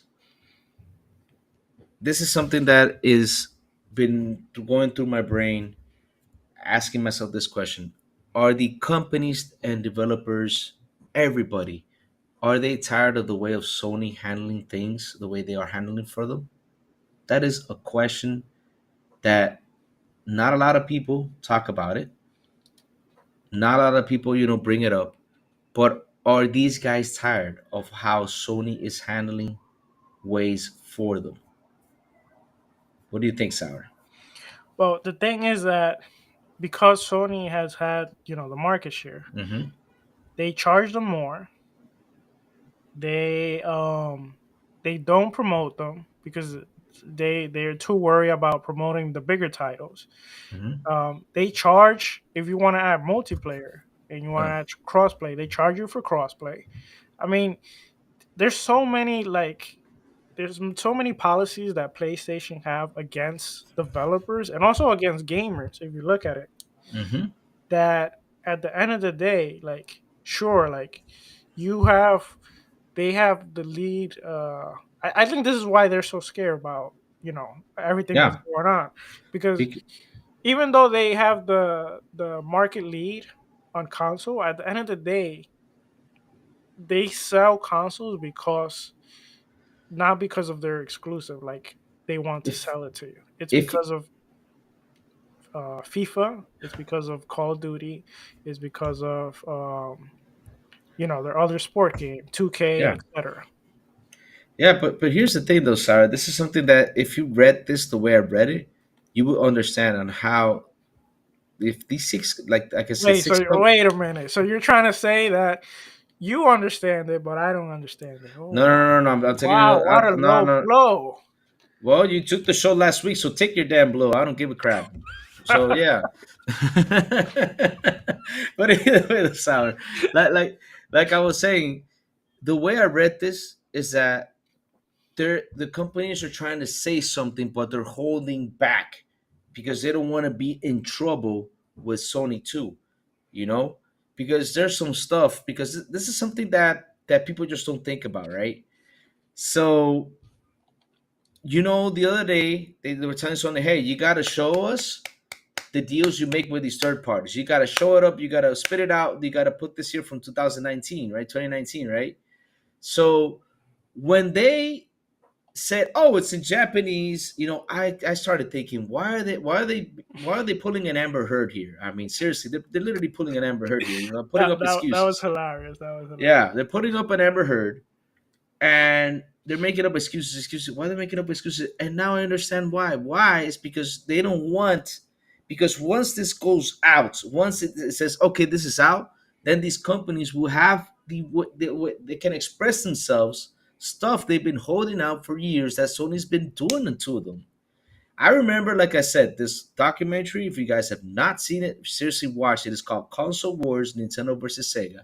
And I remember how much Nintendo bullied third party developers. I remember how much they bullied. I mean, literally, they said to their face, "Hey, if you make a game for Sega,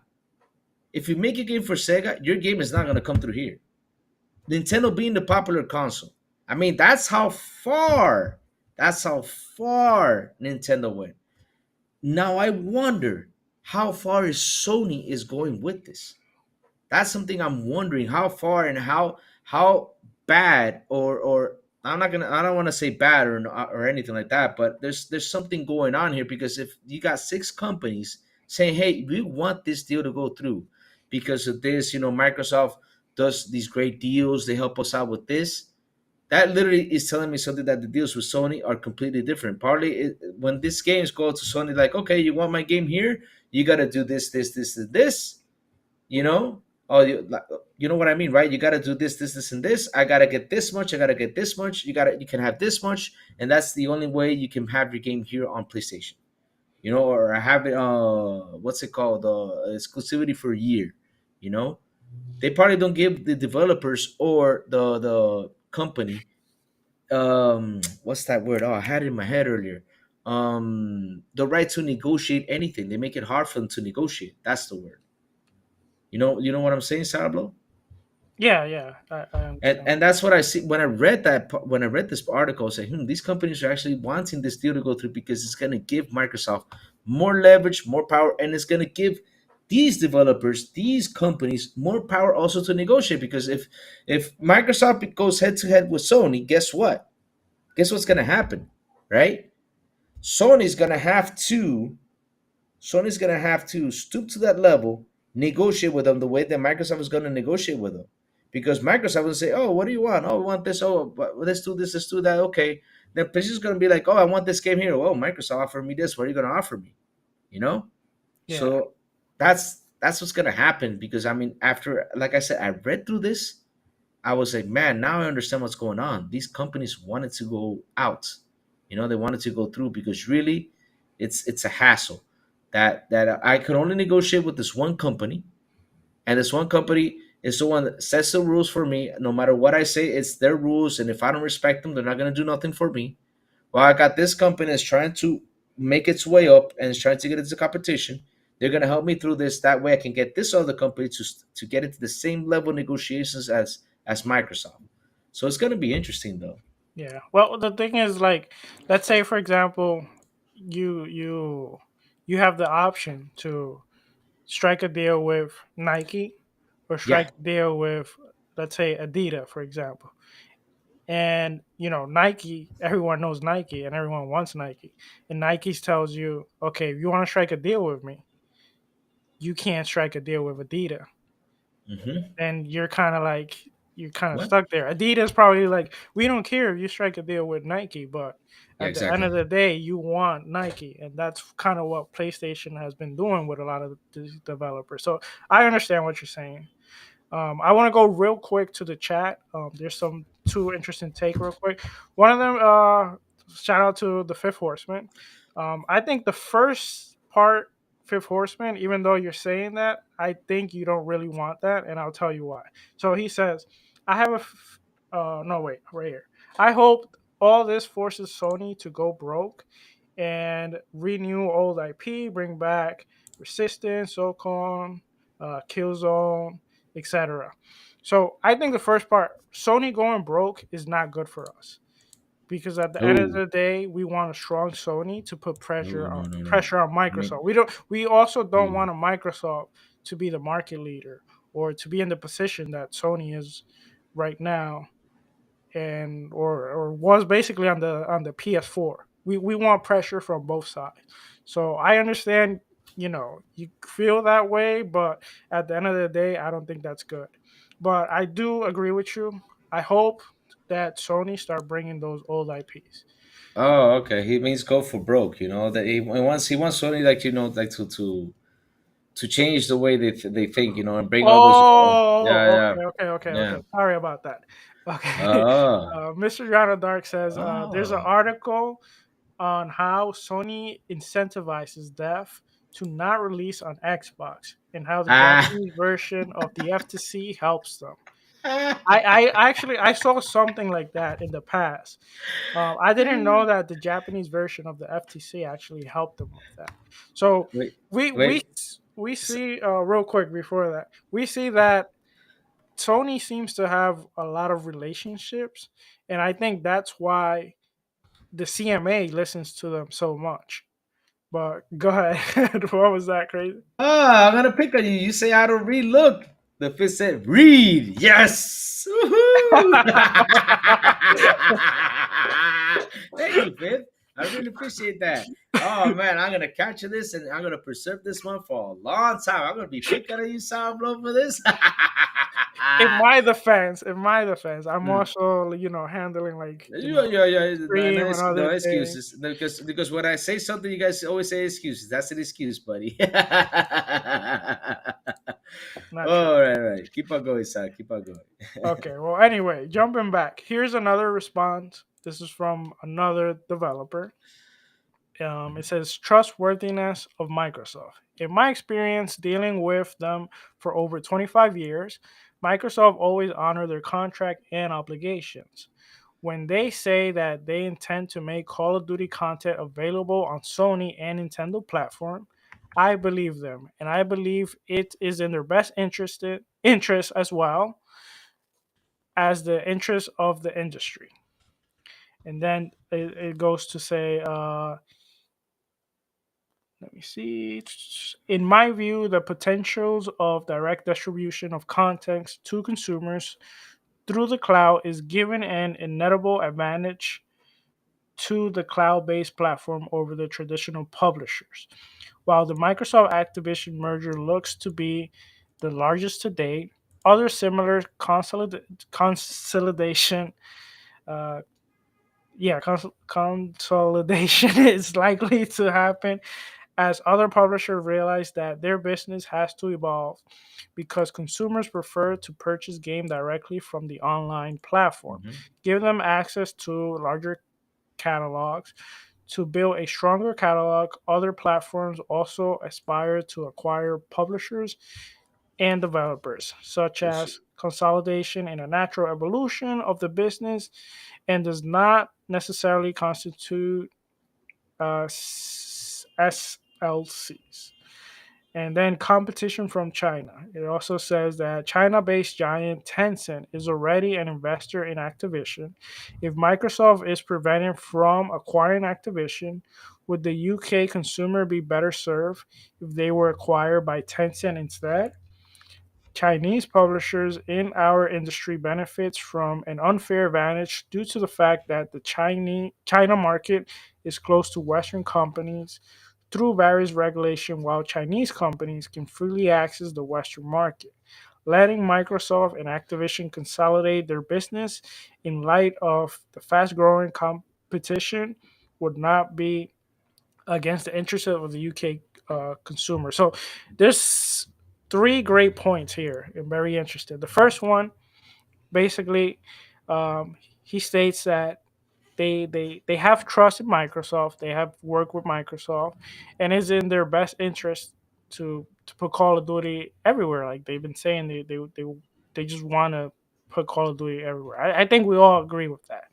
Yeah. Now, the second point, which was pretty interesting, he talks about the distribution of uh, cloud-based platforms and how other companies are going to also make their acquisitions and Yeah, make their purchases, which Sony themselves, as market leader, how many studios have they bought lately? Like in after after Microsoft announced their acquisitions, they made several of their own. They made a lot. Sure, none of them to this scale, but at the end of the day, they're the market leader. And when all's said and done, they're still going to be the market leader. yep, So that's interesting. And then something that was also pretty interesting that I didn't know was that Tencent has already invested in Activision. And didn't know that. like they state here, if Microsoft is prevented to make this acquisition, will they prevent Tencent from making this acquisition? Which, Mm-mm. if that happens, if you know, if the They, China if the China market wants to prevent it from coming to the Western market, they can actually do that.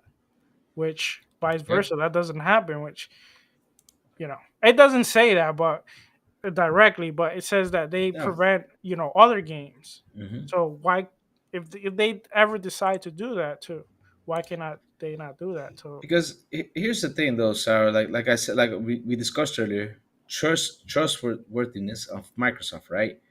It's important for negotiations to have a good trust and a good bond, especially on both sides of things. You can, like I said, market leader, how Sony is. I mean, these guys just went out there and they said stuff. They went. I mean, if like I said, if you read it the way I read it, right, you'll see right clear that they're begging for somebody to be there to compete. They want this competition. They want it. They want it. They want it. Why do they want it? Because they want to sit down, negotiate. And since Microsoft gives them options, they give them great options. Hey, bring it here. What do you need? Oh, we need this. We need that. Okay. How about we do this? We do that. Okay. Let's go for this. Let's bring this fire over here. All right. And Sony comes along and says, hey, like for example, this whole exclusivity thing for 1 year, right? Sony comes along and gets that for 1 year, like for Resident Evil 4, like exclusive content, stuff like that, right? I mean, if Microsoft comes along and says, "Hey, why don't you bring some exclusive content? We want to offer you this, offer you that." Oh, okay, cool. And Sony comes along and says, "Oh, this and that." But hey, Sony, but for me to in order to jump over here, we gotta sit down and talk about this because it's not going to be the way you had it. You know, that's why Sony is afraid that those papers come out because at the end of the day, those papers come out on how they negotiate with these third party deals and stuff like that. There's gonna be a lot of spicy stuff gonna be coming out. That's why they're scared. That's why they don't want to discover that. Not the way they negotiate. Not like there's a secret in the way they negotiate. No, no, no. There's a secret on how they are negotiating with them and how they are treating these developers. And so with the trustworthiness, it's really important that both sides feel good. And Microsoft is starting to do that. And once Microsoft is going to go up there, Sony's going to have to level up on that same level because if not, guess what happens? We're not gonna get content in Sony. We're gonna get more content on Xbox because the Xbox is more easier to negotiate than Sony. You know what I mean, right? All right. So for the cloud idea, it's true. Cloud is super important. Cloud is something that is really advancing, and thank God for cloud because I'm gonna give you an example. I'm from Dominican Republic, and for let's say what game came out. Let's say what game came. Wolong, for example. Wolong came out last week. I bet you today's Wednesday, right? I will not get Mulan till this Friday. Physical edition. And that's the truth. Physical edition. Why? Because it takes 5 days for the physical edition to get here. But thanks to cloud and thanks to the digital market, thanks to all that, now I can buy my game and play it the same day it releases. yeah, That is something that I love about it. That's something I love. Of course, I'm not degrading physical. But for me, cloud was just was the best thing for me, especially for my games. I remember when Battlefield Hardline came out. I was crazy wanting to play the game, and I was waiting two. I had literally it came to Dominican in 2 weeks. 2 weeks it took for Battlefield Hardline to come here. I was literally, oh man, I got away, got away, got away. And that's when a friend of mine sat with me and said, hey, why don't you buy online and do this? Oh, you can buy online? Yes, purchase online. When I discovered that, if I buy physical, I'm done with physical. And that's the thing. Competition from China. I love that they, what? Mike, don't start with that. Don't start with that. Órale. Don't start with that, Mike. Don't come with that, Mike. I know. That's an old high school joke, guys. Don't worry. It comes from that's an old high school joke. Yeah, but competition from China, right? The thing with China is, guys, I always said this: you got to be scared with Tencent. Tencent is a company that is slithering like a snake and ready to bite at any moment. Because I mean, Tencent, if it gets the chance to buy even us, it will buy us like that. It will just say, "Hey, come over here. Oof, get you right there." Tencent is working fast on that. So if Tencent actually says, "Oh, let me grab Call of Duty and just let me make it for over here," they can actually do that, and nobody can say nothing because why? They are in China.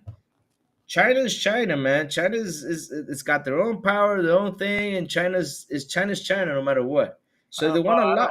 I don't think that it's like that. What? Go ahead. No, oh, because you know how it is, Sour. I mean, it's China's got their own thing, and it's got if they want to lock it up, they can lock it up, and these guys cannot jump over. They'll be like, "Oh, regulators," and I'm like, "I don't care about you, regulators." You know how the regulators came by, and try to stop Microsoft. They'll be like, "Oh, I don't care about you. I'm going to purchase it. And period. That's it. That's I'm done." You know that's the truth. China's a power. So if that happens, if they lock it down there, that will not be good for anybody. That will not be because we're done. We don't have Call of Duty there. It's gonna be hard to bring them over here. But either way, though, here's the thing, though. After you read the Sourblow, do you want this deal to go through? Honestly, something right now after I've read this and heard all the companies and what they said, I do want the deal to go through. I really do.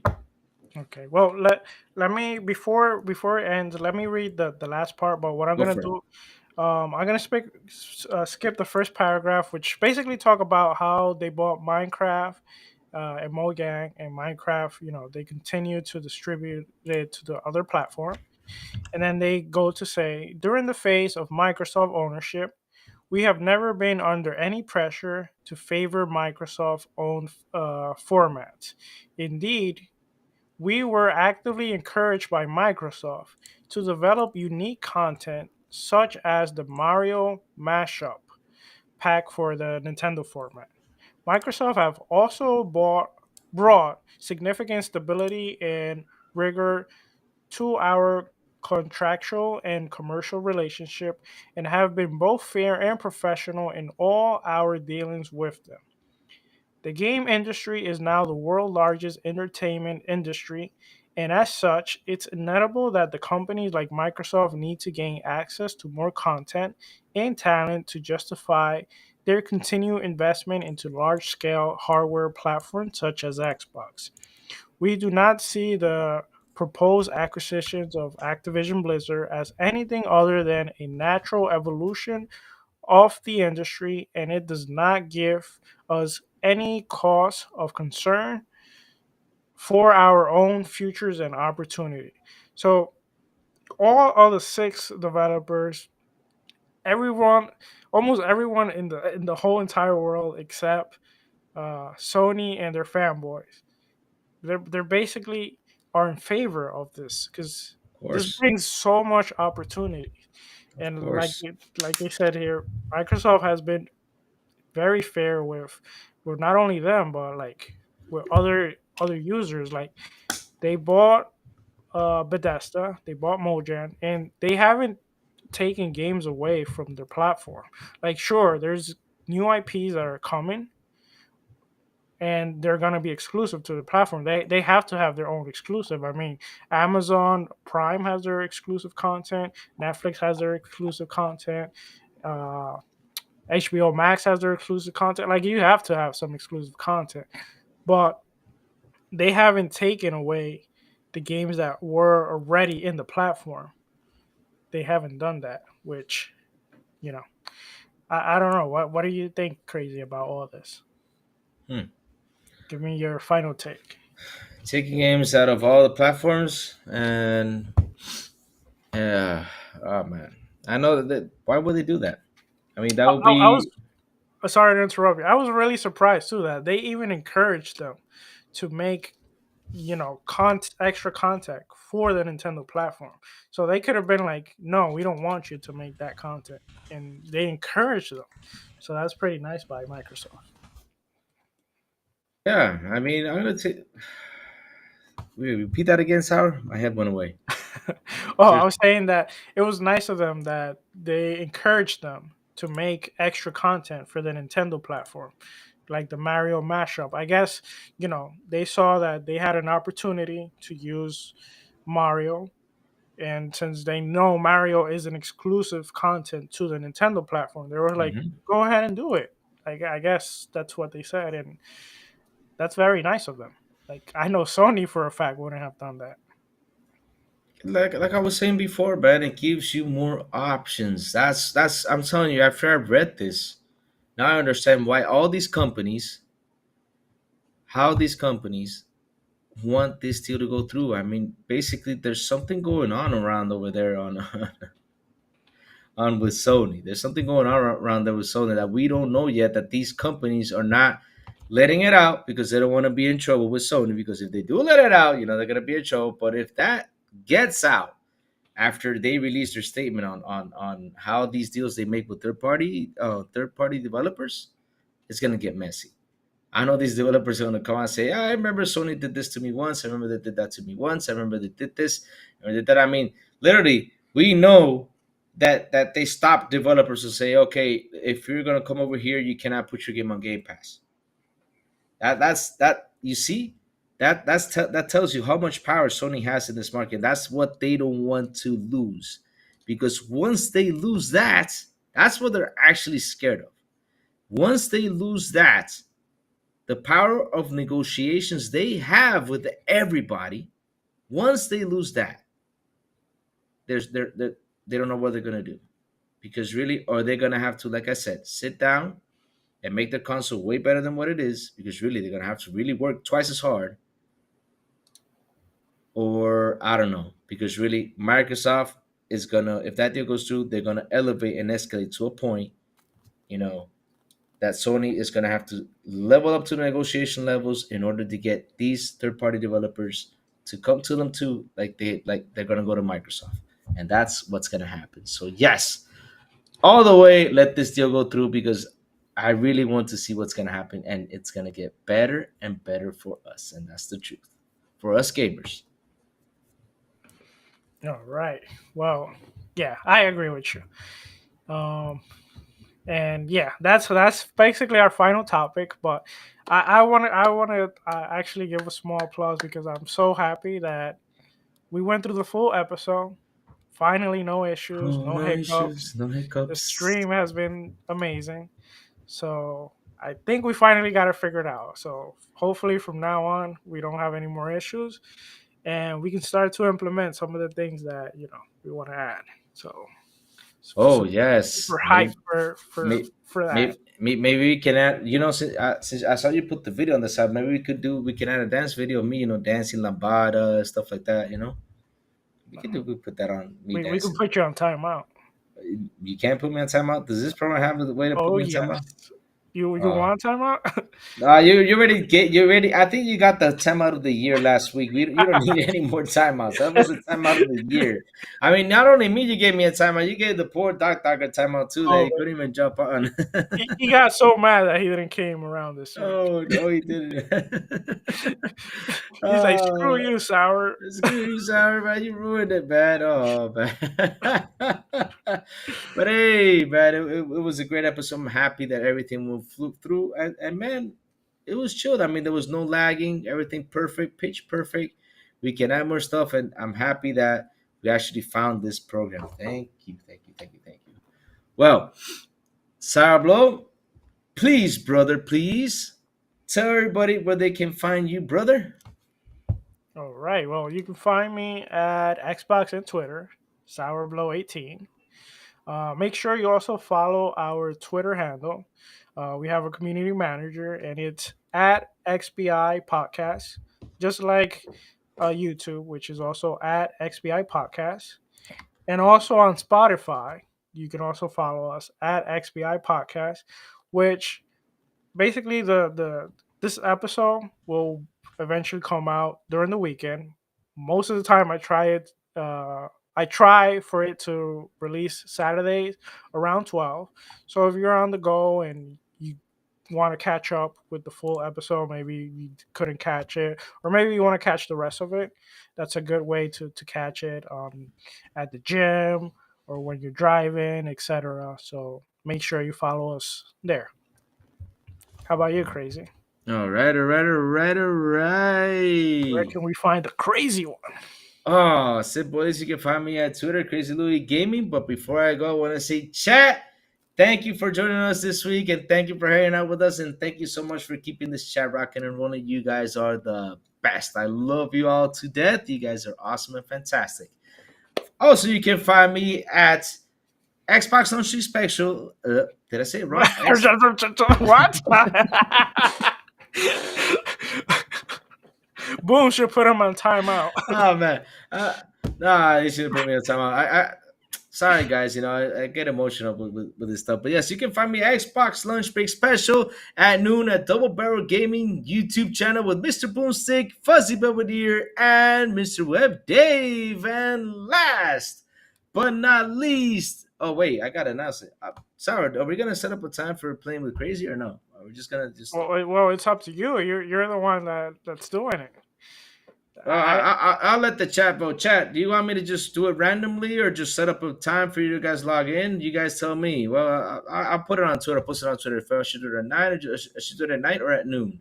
So, yes. So that way I can set up the time. Yes. And there will be a new segment called Playing with Crazy where I play all the scary games so you guys can come over, have fun, and laugh because I know you all did, especially – oh man, literally that lady, she scared the crap out of me, man. I took my headphones off twice. That was like the jumper scare I had for the whole game. But yeah, man. But yeah, you can find me playing with Crazy, which I will announce what time and of the day I'm gonna play it. And last but not least, Xbox International Podcast, 7 p.m. ET, with me, Sourblow, the Big Plume, and Silent Cypher talking about what's going on the gaming news world. So, guys, like I always say, remember, let's go, let's rock, and let's get crazy. Yes, see you all next Wednesday, baby. Bye-bye. Bye-bye. See. Oh, wait. No. What you do? Wrong transition.